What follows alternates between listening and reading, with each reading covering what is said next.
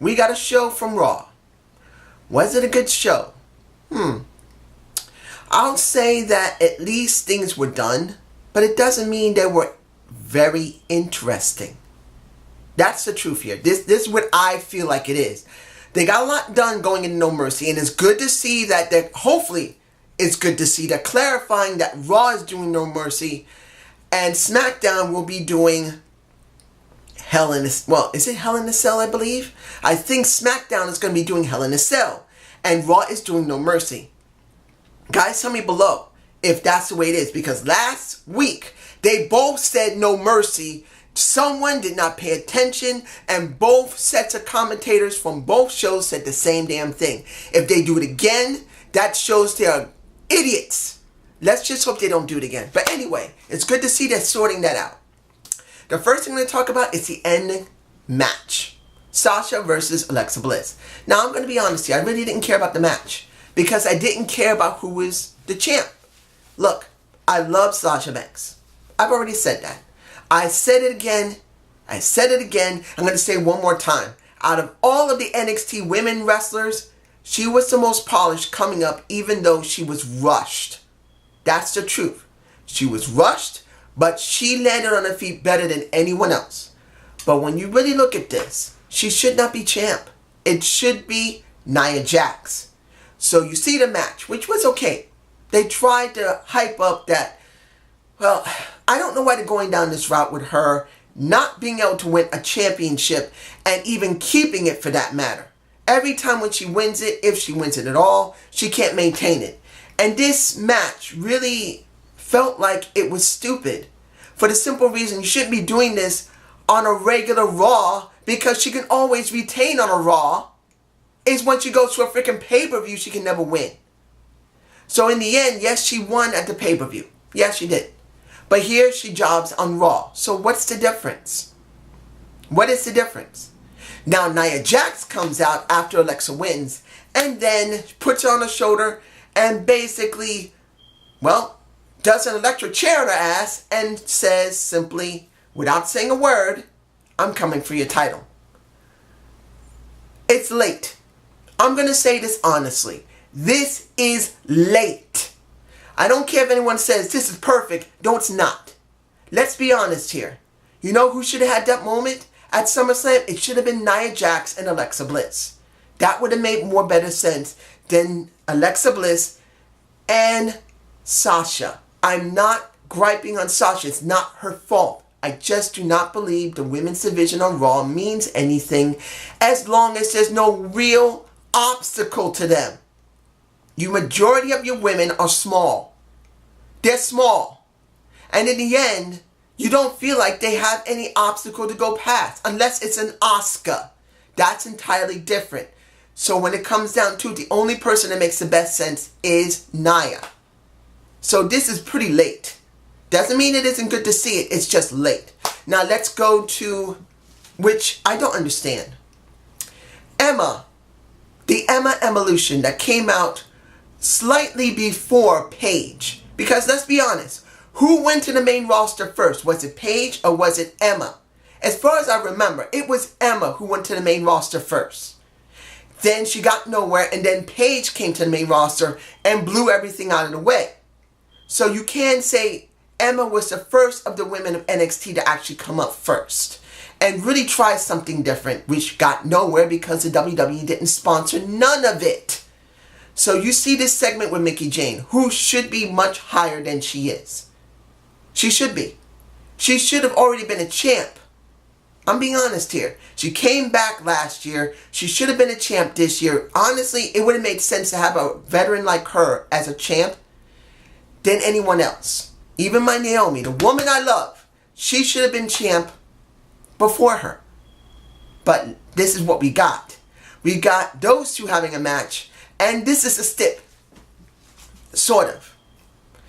If Emma wins, you got Mickie Jane tweeting anything she wants. If she loses, she can't say that she is the Women's Revolution founder.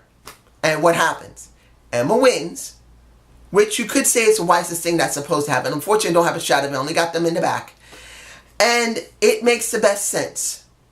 if you're going to do something with Emma, and you're not going to do anything with Paige, because we don't know when Paige is coming back, if she's ever coming back at all. You want to have someone as the founder of the women's revolution. If it's not Paige, it's got to be Emma. So this is what we got. Now, here's something I thought looked ridiculous. Enzo Amore versus Olindar. If I'm pronouncing the guy's name, I'm sorry, I'm pronouncing it wrong.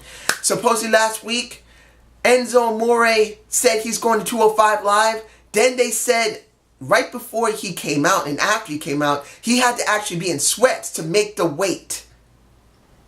Why do you have to say he's got to make the weight? You don't need to say he needs to make the freaking weight to go in 205 Live. You never have to say that he is not the weight. You don't have to. You can lie. What was the point? Anyway, he wins using Eat Defeat. Are you telling me Enzo Amore, this is the truth, Enzo Amore, who's finally gone away from Big Kaz, is now in 205 Live. He couldn't bother getting himself a proper finisher. He decides to use a finishing move that's from a TNA, WWE, and GFW female women's champion, Anna Gail Kim, doing a freaking Eat Defeat. Oh my gosh.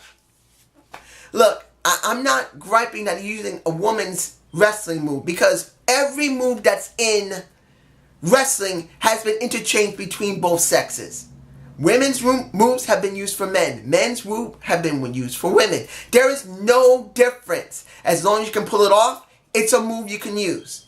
But let's be honest, I haven't seen any men use Eat Defeat in a long ass time.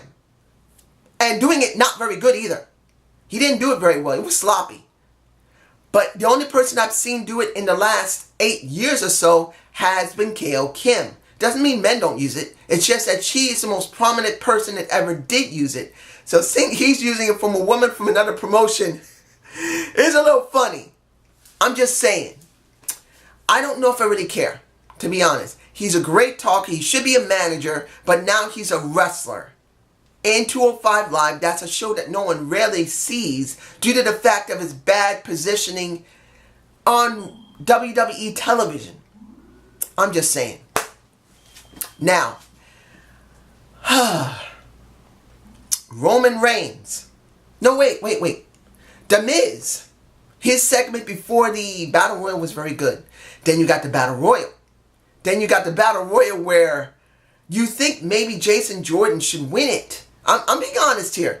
If they're pushing Jason Jordan the way they're supposed to be pushing him, and this is kind of surprising, because you expect Jason Jordan to be the one to win this, or at least have a struggle to beat Jeff Hardy, because Jeff Hardy's a legend. Couldn't have been a struggle for him, then get thrown out, just to show that he has the ability? No, he throws the Anderson twins, which is Luke Gallows and Ken, and well, not Ken Anderson, I'm sorry. I forgot the guy's name. But anyway, Anderson gets thrown out with him. And then he gets thrown out after that. Well, no. Anderson and Luke Gallows get thrown out. Then it's, who else gets thrown out? I can't remember after that. And then it is Jeff Hardy. I don't remember who he threw out after that. I just don't remember. Anyway, it don't matter. You would think that this should go to Jason Jordan. It doesn't. It's to Jeff Hardy. It is a challenge. And it does make some sense. But what about Jason Jordan? Unless they start doing promo segments behind the scenes showing how frustrated he is. And I'm hoping they're going to do that, because if they don't, this makes no sense. It's not going to mean anything. Now, John Cena and Roman Reigns. Forget about Anderson and Luke Gallows. Forget about them. No, it doesn't matter about the match afterward. The match means nothing. This is what means something. And it means absolutely nothing. Look, let's be honest. A lot of people believe the best situation here would be John Cena versus Roman Reigns at WrestleMania. This is what I see. Cena versus the guy that people compare him to as Cena 2.0. Super Cena versus Superman. There you go. Superman versus supercena. That's what it really feels like. But if you're going to go down this route, what is the point of caring? Because they shouldn't be doing this right now. They shouldn't. If John Cena was sticking around for a while, then he could have built up a bit of a program, seeing each other once in a while, but not really fully interacting. Because John is doing a part-time schedule and admits it, they're going to do this now instead of waiting for maybe Survivor Series. Tell me, ladies and gentlemen, wouldn't it have been better to build this up for one of the Signature 4 pay-per-views of Survivor Series? Wouldn't it mean something to have this at Survivor Series than at a minor promotion, no, not minor promotion, minor pay-per-view that they couldn't even figure out which show was supposed to have it? Was it supposed to be SmackDown or was it supposed to be fucking Raw? You are willing to have this now in a minor pay-per-view when you should leave it for the major pay-per-view of Survivor Series. You could wait a couple of months. You shouldn't be doing this now. But you're doing it. And let's be honest here. Was the promo segment between these two good? No. You know why? Because as honest as Roman Reigns was, the only thing he didn't say, and it felt like he really wanted to say heel. Because there's one part of that he says, you know, you're a damn shark. You're not a good guy. You're not, I think he really wanted to say, you're not but a freaking heel. But no, he just calls him a bitch like everyone else. And then John Cena says and acts exactly as he is. He's a fucking troll. He is a heel and a fucking troll. Now mind you, and I'm saying this with total honesty, could the guy be nice outside of wrestling? Hell yeah, like everybody else. There's always someone who's a good guy outside wrestling. There's always guys who are dicks. No one doesn't say that John Cena couldn't be a nice guy outside wrestling. But let's be honest. Has John Cena buried a lot of talent because of the politicking in the back? Yes, he has. Has Vince been happy to do that because he doesn't want another Brock Lesnar or The Rock on his hands? Yes, he's done that. So when you see Roman Reigns, a 2.0 version of Cena, the way they booked him, you wonder, what was the point of this? You know John Cena has maybe 3 to 5 more years to go before he reaches retirement. Because I don't think he's going to keep wrestling until he's nearly 50. I don't think he's going to do it. John Cena's in his, I think his 40s right now. I think he's about 40 years old. I could be wrong about his age. Either he's 39 or 40. When it comes down to it, John Cena will not continue doing what he's doing. He's going to retire. So wouldn't it be better to make this special? I know a lot of people saying he's putting people over, but to be honest, he's not. He's only putting people over as long as it looks good for him. So, as it stands, this is dumb. This is dumb. Having this match at a minor pay-per-view instead of a signature pay-per-view like SummerSlam or Survivor Series for that matter is a waste of time. Unless it's going to be some stupid screwy ending, which it won't be, this makes no sense. Just my point of view.